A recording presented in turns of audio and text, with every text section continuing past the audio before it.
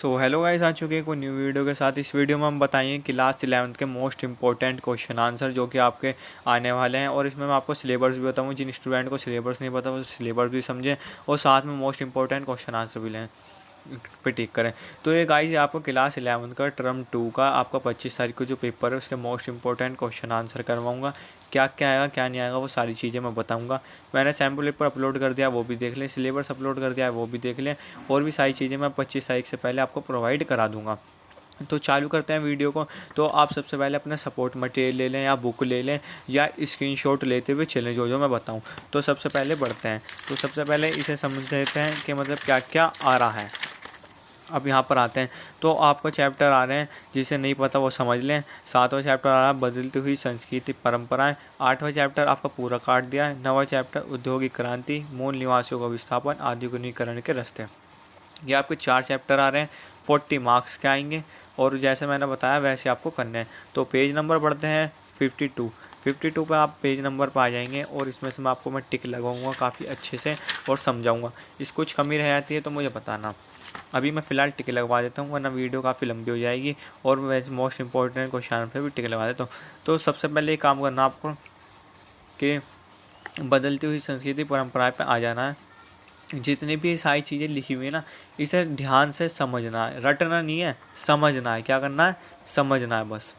इन्हें समझना है। मानवतावाद क्या है और मार्टिन लूथर क्या है, इम्पोर्टेंट जो है वो टॉपिक उन पे लगा देता हूँ। एक तो मानवतावाद जो आपका इम्पोर्टेंट है, और आपका मानवतावाद कि मनुष्य की मार्टिन लूथर, और जर्मनी, इंग्लैंड, ईसाई धर्म, और ये कैथलिक, गैलीलियन और रेशम, ये सारी चीज़ें आपकी इम्पोर्टेंट है। तो आपके 16 पॉइंट दे रखे हैं, लेकिन आपको क्या करना है?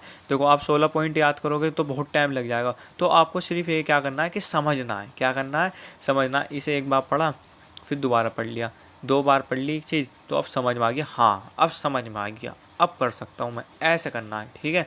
और मैं इनके मोस्ट इंपॉर्टेंट क्वेश्चन आंसर पे टिक लगा, पहले इन्हें पढ़ लेना है फिर आगे बढ़ते हैं। ये अपनी जनरल नॉलेज के लिए और मतलब इनके लिए मतलब इन पर टिक लगा सकते हैं अपने हिसाब से। वैसे तो सारे ऐसे हैं। तो ये आ जाते हैं मोस्ट इंपॉर्टेंट क्वेश्चन आंसर। इनके आंसर नहीं दे रखे सपोर्ट मटेरियल में, आपकी डिमांड पे आंसर भी ला दूंगा। तो दी पाइटन नामक कृति किसने लिखी?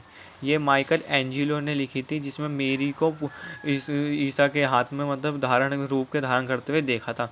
मोस्ट इम्पोर्टेंट है जिसे कहते हैं। ठीक है, लगा लो। अभी आपको आपको आया था दूसरा, तीसरा इम्पोर्टेंट है। ठीक है, लगाते हो चलना। रेनेशा शब्द का क्या प्रयोग है? रेनेशा शब्द एक अंग्रेजी भाषा का शब्द है, मोस्ट इम्पोर्टेंट हैगा। रेनेशा शब्द एक अंग्रेजी भाषा का शब्द है जिसमें मतलब मनुष्य के अंदर अनेक मतलब अनेक काफ़ी रुचि हो, आदर हो, वो इसे कहते हैं। यथार्थवाद भाई जिसे कहते हैं बहुत इम्पोर्टेंट है। यथार्थवाद से क्या विपर्यास है? आपका फर्स्ट और आपका फोर्थ और फिफ्थ मोस्ट इम्पोर्टेंट है, ये समझ लो। इस चैप्टर में से ये नहीं आया तो क्या नहीं आया। आपको कोई प्रॉब्लम होती है तो मुझे मैसेज कर सकते हैं, मैं कमेंट में मैं उसका हर मैसेज का रिप्लाई दूंगा। पीडीएफ वगैरह जितनी भी कुछ चाहिए, कोई सवाल चाहिए मुझे बता सकते हैं, और आपको 12th क्लास में भी मैं अच्छी तरीके से प्रोवाइड कराऊँगा। और रिजल्ट आए तो मुझे ज़रूर बताना। तो अब बढ़ते हैं आगे। जो ये दे रखा है दी पर्सन, जो ये दे रखे हैं इन्हें एक बार मतलब पढ़ लेना।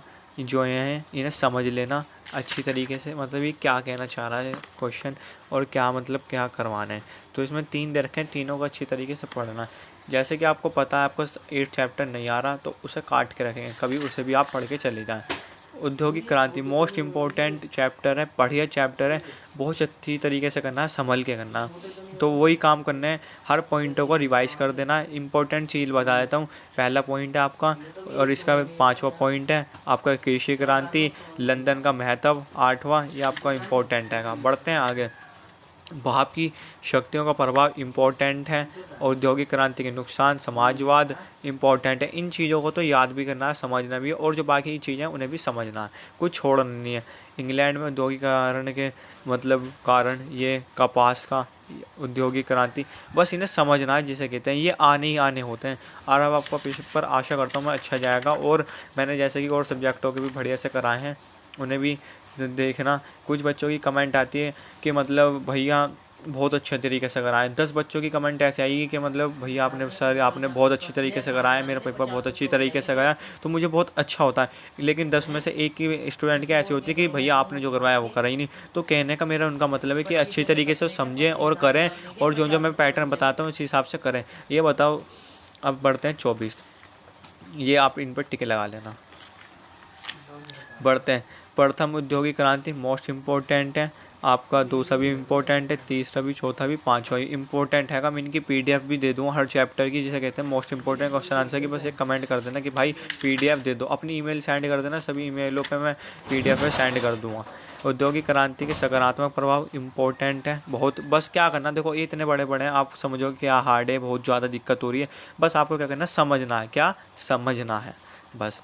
औद्योगिक क्रांति के नकारात्मक प्रभाव, औद्योगिक क्रांति के औरतों और बच्चों के जीवन में प्रभाव इम्पोर्टेंट है बहुत, जिसे कहते हैं। बस ये जितने 10-10 पॉइंट दे रखे हैं ना, बस इन 10 पॉइंट को आप क्या करना, 5 नंबर का आता है तो 6-7 पॉइंट लिखें, 10 का और 6 का आता है तो 8 लाइनें लिखेंगे हम सर। बस आपको क्या करना है कि समझना है, समझ जिसे कहते हैं, एक बार पढ़ें और समझें। औद्योगिक क्रांति की मतलब कानूनी जारी, जो मतलब औद्योगिक क्रांति सीमित स्थितियों में कानून के क्या मतलब उन्होंने करा, तो बहुत बढ़िया। आप चाहते हैं कि मैंने पढ़ के सही से समझाऊं तो उसमें भी कमेंट बॉक्स बता देना। वैसे तो आप टिक लगा लें, खुद पढ़ेंगे तो और अच्छा रहेगा, क्योंकि ज़्यादा लंबी वीडियो हो जाएगी, आप बोर हो जाओगे। बढ़ते हैं आगे, इसे भी आपको पढ़ना है, भाप की शक्तियों का विभिन्न।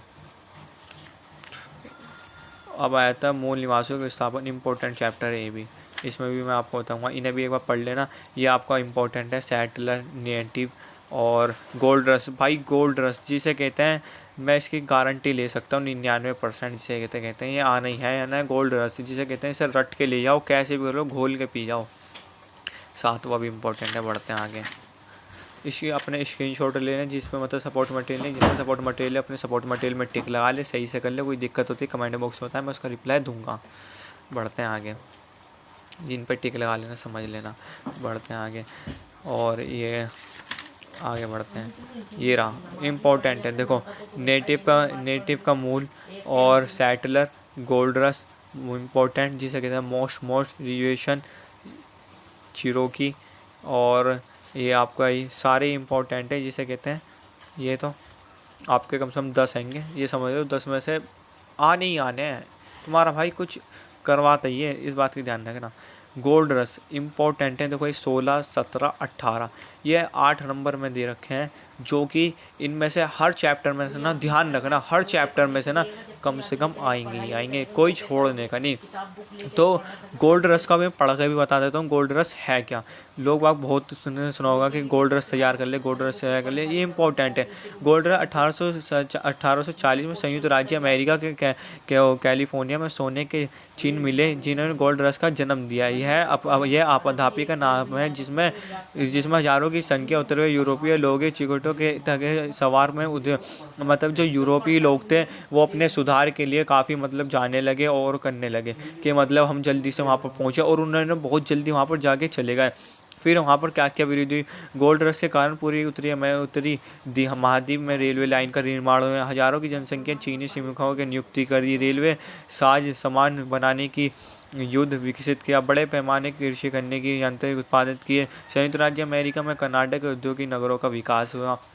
तो ये सारी चीज़ें आपको करनी है, इसे बस घोल के पी जाओ, कुछ भी करो, गोल्ड रश का थोड़ा तैयार करके ले आना, जिसे कहते हैं।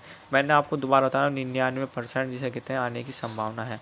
बढ़ता आगे, मूल बाशिंदों को जीवन में देखभाल, ये भी इम्पोर्टेंट है, इसे पढ़े आराम से। ये रहा दे बेदखल, ये भी आप पढ़ें।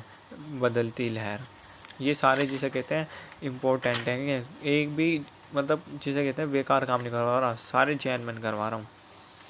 आधुनिकरण के रास्ते, आधुनिकरण के जितने भी हैं सारे पढ़ेंगे और अच्छी तरीके से करेंगे। पढ़ते हैं आगे, देखो अब भी बता रहा हूँ मैं, इन्हें एक बार रिवाइज कर लेना बार बार। एक मैंने ऐसी मतलब हिंदी की मतलब मोस्ट इम्पोर्टेंट क्वेश्चन में बताए थे कुछ हिंट और उनके बारे में बताए थे। तो एक दोस्त की कमेंट आई थी, सैफ़ी सर क्या कर रहे हो, क्या मुझे समझ में नहीं आ रहा, या मतलब। तो भाई मेरा कहने का ये मतलब है कि उसे जो मैं समझा रहा हूँ उसे समझ, और ऊपर से जो उनसे मैं क्वेश्चन आंसर करा रहा हूँ उसे उन्हें कर, अच्छी तरीके से समझ और ख़ुद भी कर। तो ये समझ लो, जिन स्टूडेंटों को लाइफ में कुछ करना होता है ना, वो सही से करते हैं। और जैसे कि आप हो, आप अच्छी तरीके से करोगे, आई होप। मैं 12th में भी आपको करवाऊँगा, इसकी कोई टेंशन मत लेना। बढ़ते हैं आगे। ये रहे, ये सारी की सारी चीज़ें कहते हैं ना, अभी कह रहा हूँ मैं, रिवाइज़ करनी है, पढ़नी है, समझनी है और करना है बस। अब ये समझो, ये जितने भी ये दे रखे हैं ना 1 2 3 4 5 6, ये आपको मतलब रेडी करने हैं। यहाँ पर 14 तक दे रखे हैं, 14 तक, तो इन्हें अच्छी तरीके से करें। और आपको ये आता है इसका, ये आपको करना है मीजी के शासन अंतर्गत, और आपका दूसरा और तीसरा, आपका चौथा, पांचवा। तो ये गाइस आज की हमारी वीडियो थी। तो वीडियो अच्छी लगी हो तो लाइक कमेंट एंड शेयर। कुछ कमी रह गई या मुझसे कोई प्रॉब्लम हुई तो मुझे कमेंट बॉक्स में बता, आगे से गलती ना ऐसी मैं कोशिश करूँगा।